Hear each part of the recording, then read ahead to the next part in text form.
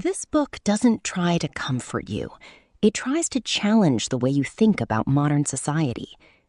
In Suicidal Empathy, behavioral scientist Gad Saad presents a controversial but structured argument about what happens when empathy is applied without limits, context, or critical judgment.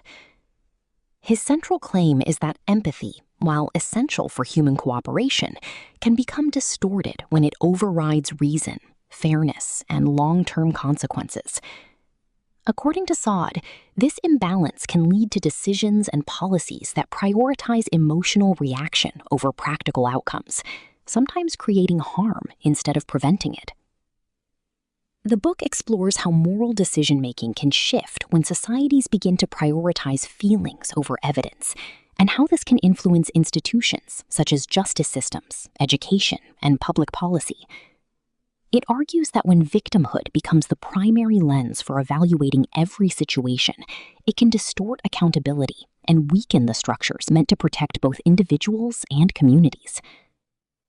Whether you agree or disagree with his conclusions, the core strength of this work is that it forces engagement with uncomfortable questions.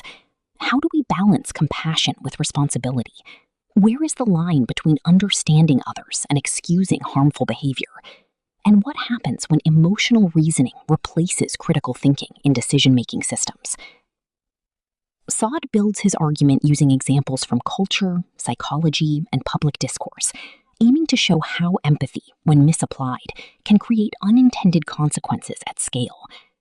The result is not a simple conclusion, but a challenge to examine your assumptions about morality, justice, and social responsibility. This is not a passive listen. It is designed to provoke disagreement, reflection, and debate. And that is exactly why it is worth engaging with fully.